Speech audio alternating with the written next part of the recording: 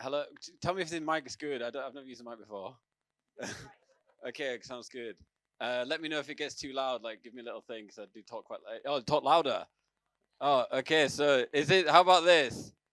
This is positive. Okay, I'll hold it quite close. So I'm not very good at doing slideshows. So here's the blank slide to begin with. But I was told that we had to do one, so I've done one. Yeah. Uh, so basically, what I want to talk about most of all is reframing. I think that as vegans, we see ourselves as some kind of fringe movement that's not got lots of power, that is sort of laughed at and weak and feeble and whatever else, other things you want to add to that list. I'm not gonna extend it for too far. But I completely disagree with that. I think that was true 10 years ago, but things have moved on a lot. And I think I also disagree with this idea that I was hearing from a few things earlier, is we're in a bad spot. That the social and political climate means that doing vegan activism is more difficult. And I think that that's not the case. I don't think that, hey, if things are bad economically or socially, that it means that people are going to be bad to animals, right? I just don't believe that's true. And I think we need to reframe all of this into a more positive light. To give an example, I don't know has anyone heard of the brown dog affair? Yes. Okay, so that was in a much, much worse time. The start of the 20th century, thousands of people came out because of vivisection, right? Lots of them were working class Londoners living in conditions that we can't even imagine, and they came out and did that, right? They came out and there's rioting in the streets of London. There's no reason why bad social conditions mean that nothing's going to happen. In fact, I believe that bad social conditions mean that things can happen. And I think that the fact that loads of crazy things are happening all over the world isn't a sign that nothing's going to change. It's a sign that we've entered a period where change can happen. And we've just left 30, 40 years where change didn't happen, right? So I think we're in some kind of new space. And the difference between if something is going to happen or it's not is up to us. And it's if we organize, right? Because a small group of people, of however 500,000, 1 million vegans there are in the UK, spread out, not interacting with each other, are completely weak. 1 million vegans that are coordinated is an unstoppable political force. That's all we have to do is learn to organize. Okay, why am I worth listening to? So this is me many years ago. I looked a bit different. I'm here. This is me giving out free vegan food. It was our first event that we did where lots of people came to it. We were talking to people why they should go vegan. And look, we got lots of people. And that's called mobilization. And ever since this moment, I've been obsessed with the idea of how do you get large groups of people to do something. And so after this, we had 30 groups set up across the UK and Europe. And it was just me and my friend with basically, we got £1,000 from ProVeg. And we had no funding. We were all working part-time and just trying to make this happen. And we did that in I think it was 6 months when we got to 30 groups. Then this happened, Extinction Rebellion came along, and all of our volunteers left and joined Extinction Rebellion because Extinction Rebellion was way cooler and doing something more important than what we were doing. So then I joined this, and I got even more obsessed with mobilizing because I saw, wow, about 1,000, people always say 10,000 people, and yes, there was 10,000 people knocking around, but there's 1,000 people actually doing stuff, right? And it changed the world, right? And suddenly there was a global movement was sparked within 2 weeks, right? And it was 1,000 people. And they got a net zero by 2050 target. The government declared a climate emergency, and they got a citizens' assembly. If anyone saw People versus the Climate, didn't get an accident into law, but that's a big win. It took 2 weeks and 1,000 people. So are vegans weak or are we strong? Yes, exactly. Depends what we do though, because we might just end there. And then this also, I don't know if anyone saw this. This is in France. I also helped with the A22 network, which became 10 of the biggest climate campaigns in Europe, designing their mobilization. How are they going to get people to take action? And again, not many people did, but they still became the biggest climate campaigns in their countries. Didn't take that many people. Okay, so, and what I think is something that is the thing that gives me the most hope with veganism is my complete belief in this. And I'm going to keep repeating this.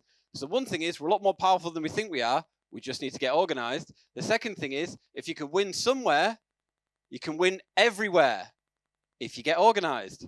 So when you hear some story of, wow, this university has gone vegan. Wow, this council has gone plant-based. Wow, factory farming has been banned in this place. Or, hey, fur farming has been banned in this place.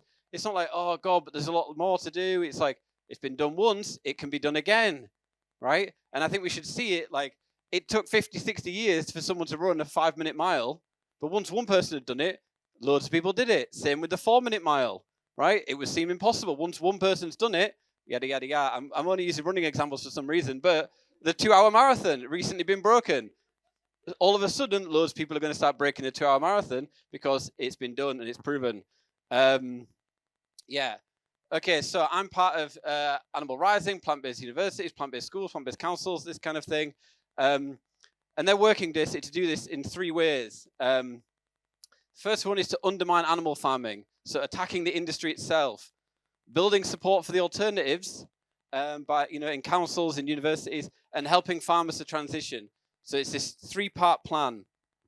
And so the part of this that I'm doing is called plant-based schools, which is trying to get together lots of vegan parents, students, teachers, all together, so they're not just individual parents on their own banging their heads against the wall of the school. It's 2 parents, right? And 2 parents isn't twice as effective as 1 parent. It's 10 times as effective. And if you get 3 parents or 3 students, it's not 3 times as effective, it's 20 times as effective, right? Because it's non-linear. The more people you get involved, the more effective it becomes. And it's worked. All of these things have worked somewhere. Farms have been shut down, right? Farms have transitioned. Universities, councils, schools have transitioned. If it can be done somewhere, perfect. Sounds good. Okay, and here's an example of that happening. Some of the people that did that are in this room. Round of applause. Yeah. So people have got their universities to go plant-based. Fantastic. But we need to do it everywhere. And so this is a map of Europe. Is this the fully updated map? Anyone from plant-based universities? Yes. Okay.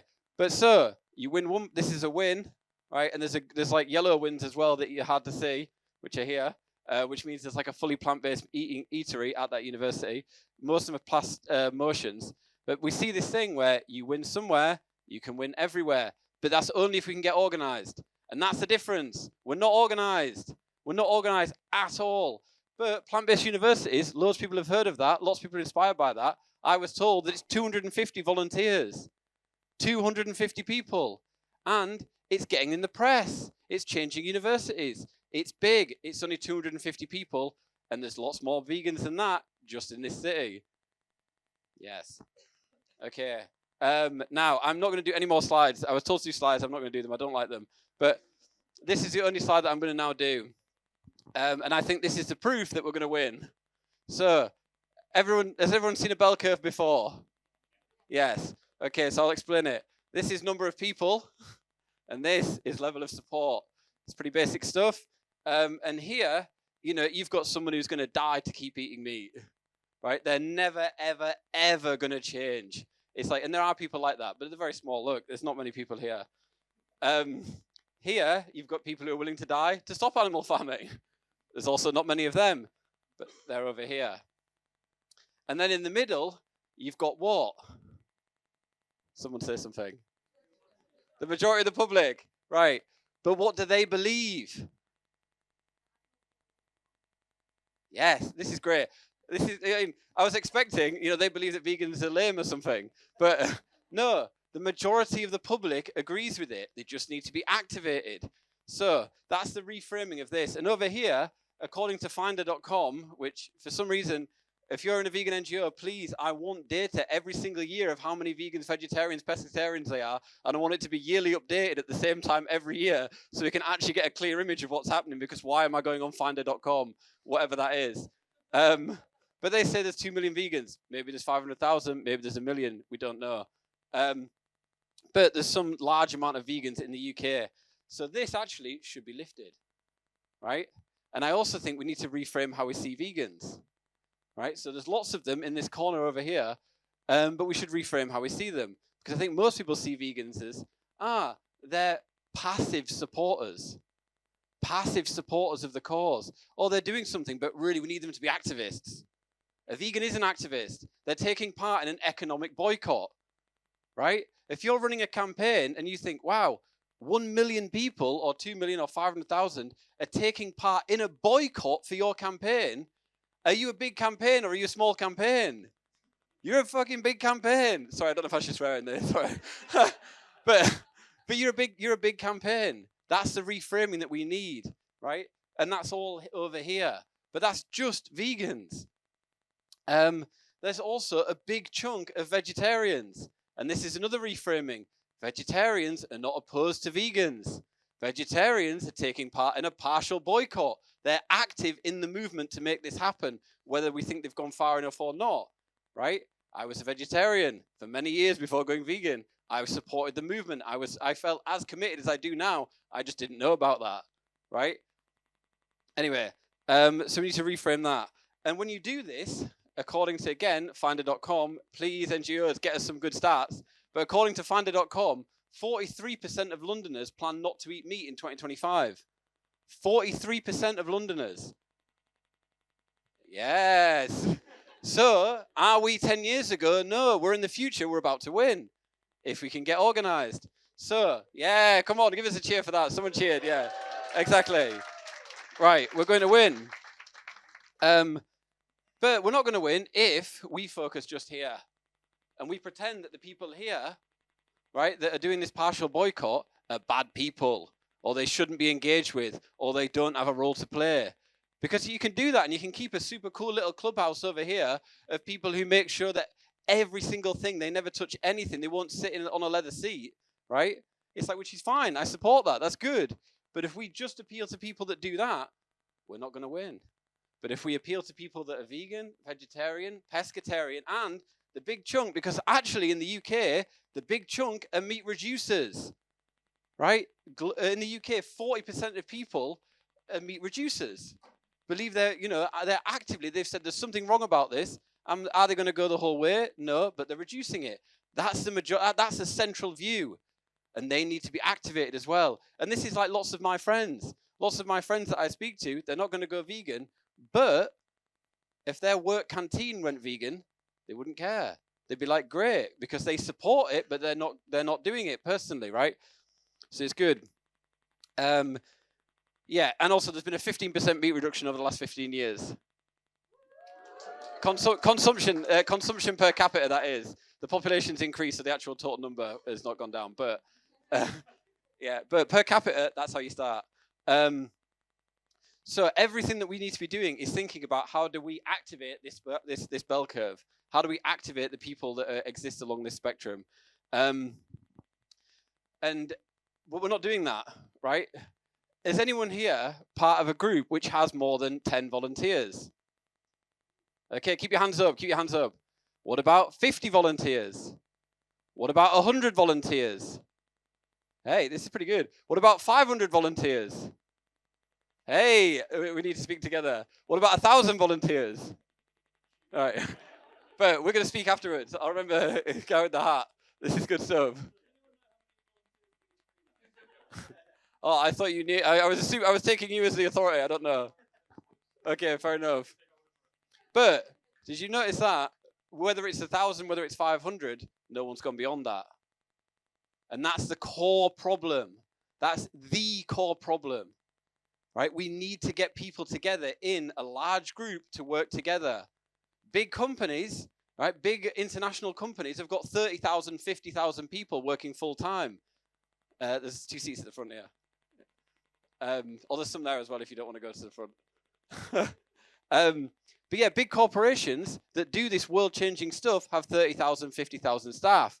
If you want to compete with these international conglomerates and making change, we need to that's the kind of level of organization we need to get to, right?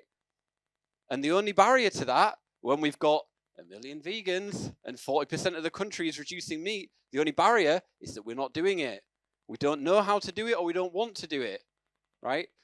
And I think a big thing is we don't want to do it, which shocks everyone. Whenever I used to say this to the environmental movement all the time, the reason we don't have more people in the movement is because we don't want more people in the movement, right? No, everyone thinks we want more people, but that's not the case always. And there's a few reasons. First reason is, if you go from a 50 volunteer organization to 1,000 volunteer organization, you're going to lose a lot of control. Things are going to move out of your hands. maybe you're no longer going to be the best person for your role, and one of those volunteers is actually going to be fantastic, right? That's a big reason why we don't do it. Another one is that it's just scary, right? It's scary. If the bigger the group gets, the more likely you are, especially if you're one of the leaders or something, of you getting kicked out, excommunicated, told that you're a bad person, shouted at. All those things happen. Yeah. Anyone that's done any leadership role in any organization will know the bigger it gets, the more denunciations you're going to get, right? But if we want to win, we're going to have to get over that, right? Yeah. Another thing is the purism. We don't want people, which I said before, to join our cool little club because they don't agree with us about everything. Maybe they don't agree with us about politics. Maybe they support a different political party. They're completely dedicated to stopping animal farming, to stopping animal abuse. But, they like to fly, and you think flying's bad. Maybe they have unsavory views about a topic that you care deeply about. So let's forget the animals. They're just not coming in the group because I like my little clubhouse over here. I don't want my clubhouse to be full of people who are not as good as me or not as cool as me or whatever it is. Right. So we have to get past that. Right? We have to get past that. Any successful movement has tens of thousands of people working in it. And those people don't all agree. They don't look like each other. They don't talk like each other. They don't act like each other. But they agree to work together and put those differences aside. And that's the key thing. And how we do it, and this is where, if I was good at slides, I would do another slide, but I'm actually just going to go to the blank one. How we do that is through sociability. We learn how to engage with people, make them feel welcome, make them want to be part of something, right? And make them feel like, hey, I'm going to give my life to this. I'm going to join this. I'm going to be part of this. And again, this is another one that I often get in trouble for. So this is where, if any denunciations are going to come, the denunciations will come from this. I think we need to learn a lot from religion. I think we need to learn a hell of a lot from religion. Because, so I live in Peckham in London. And when I was obsessed with getting people to join the environmental movement, I went around all the different religious institutions that I could go to, right? You go to the Catholic institution, you walk in, no one says hello to you. You go to St. Paul's Cathedral in London, no one says hello. You take your seat, you do the service, you go home. No interaction of any kind. I went to it, no one tried to involve me. You go to the Protestant churches, same deal, right? Why are they collapsing in Western Europe? Because of that, right? Oh no, it's because it's a Western industrialized nation. Religion's dying out in Western industrialized nations. Is it dying out in America? No, because they know how to do mobilization, right? And so when I actually went to some of the African churches in Peckham, right? Peckham's a lot of people come from Africa, a lot of people come from the Caribbean.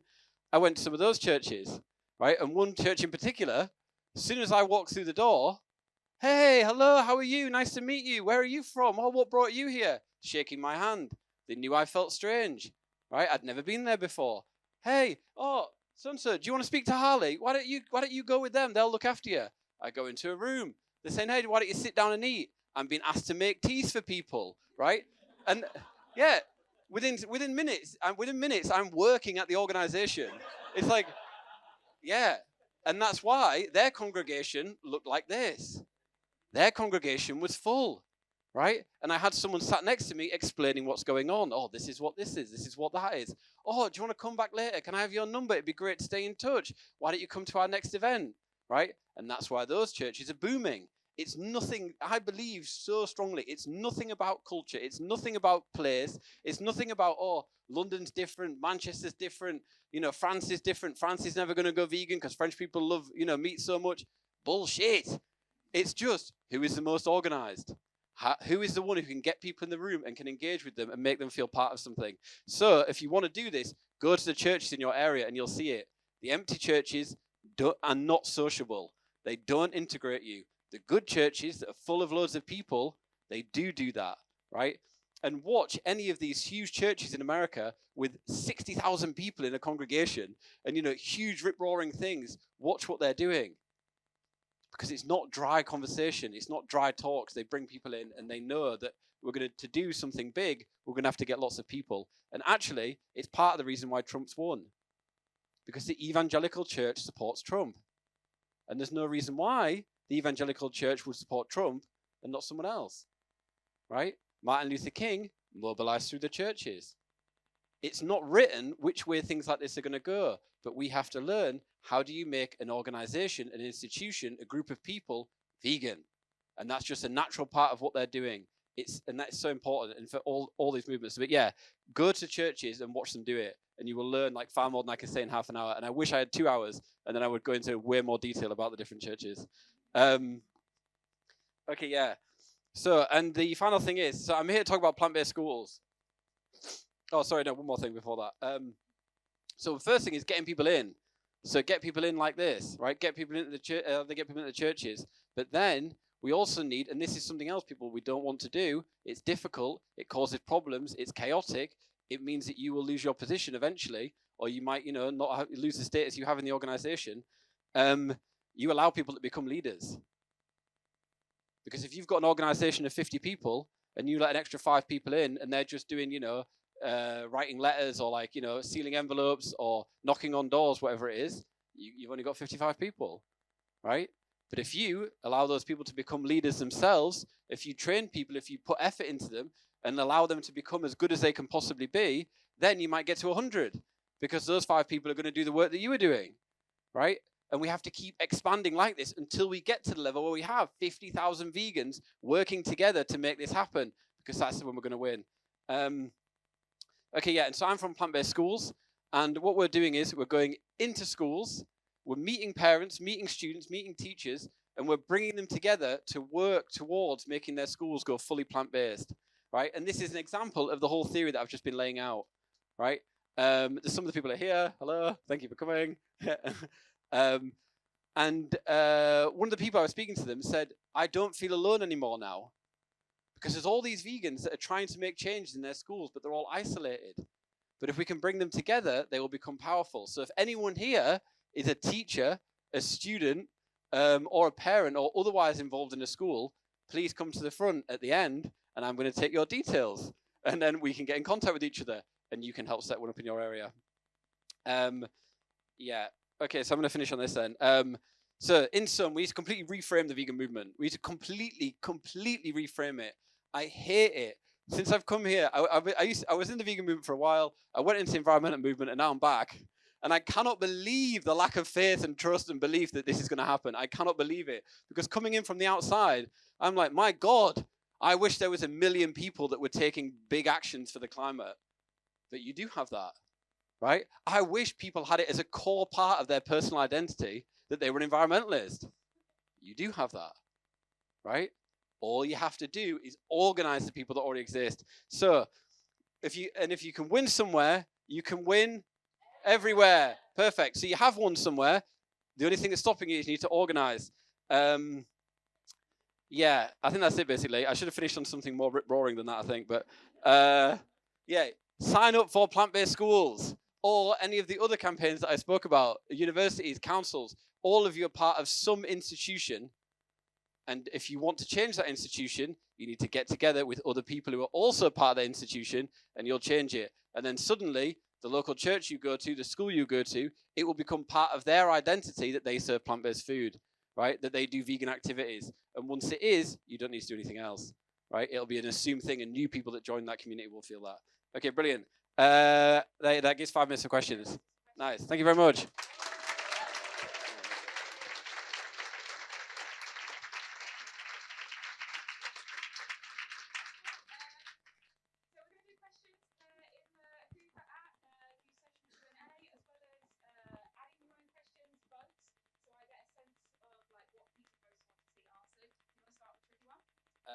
Yeah, go on then. Yeah, go on then. So you talked about it being like a big clubhouse, but how do you balance ideological differences that can be ignored versus ones that make it a hostile environment for other volunteers, e.g. sexism, transphobia? I don't think that's a particularly difficult question, but that's the best question. Because this is it. I think that people see this as like a binary between those two options. So if anybody's treating anyone badly in the group, or has views that are like pushing other people out of the group, they don't need to be in the group. Right? I'm a firm believer in like you need to remove people that are doing that. But the ones that I'm talking about are the ones that prevent large groups of people working together. So that's the question. Is this thing this person is doing preventing a large group of people working together, or is it helping? right? And if it's preventing a large group of people working together, you can't have that, right? But if it's part of the thing, like, okay, this person's a vegetarian, should they be allowed in? Not allowing them in is making the group smaller. Allowing them in is going to make the group larger, and it's going to remove this like guilting and shaming between different people. Yeah, but I cannot. Let's do another question as well. But yeah, if whoever the person is, we can chat later as well, because that's a really good question. Thank you. Another really good question. If you don't get results immediately, how do you keep people engaged and motivated? These are very good questions. I think the best way of doing this is to have a ladder. So one thing that I've made a big mistake in the past is you're just going for the big one, right? And the big one might come once every 5 years. It might come once every 10 years. It might come once in a lifetime. And if you're just going for the big one and ignoring all the wins on the way, you just get disheartened. But you have to just focus on the wins that are happening. You know, that's part of the reason why I want, hello, whoever's in the NGO, please do the surveys into how many vegetarians, vegans, pescatarians there are, and please do it every year at the same time. Is so you can see these little wins, right? And I think also, especially in the animal movement, looking backwards to 20 years ago and then comparing it to now, it's like if your campaign has failed, if it's fallen apart, if everyone fell out and it's not happening anymore, look back 20 years ago, we've moved so far on this. It is going in the right direction, where it's just whether it's going fast enough. Yeah. Thank you.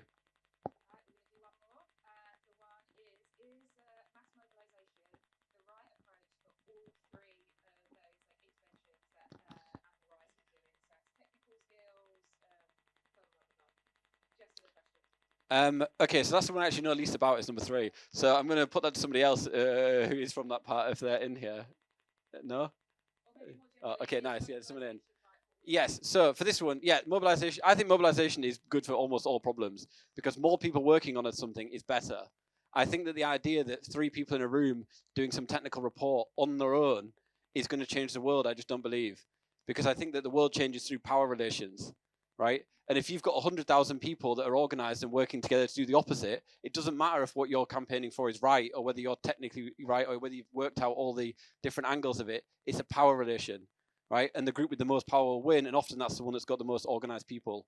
Again, for this one, if you've got people in universities, in a community, if there's 10 people doing it, it's better than 3, unless those 10 are not very good people, in which case, you know, you also need to think about that. It's like 10 people that are not very good at something is worse than 3 people that are very good at doing something. But as a general rule, it's more. And then for the farmers, do you want to answer this? Yeah.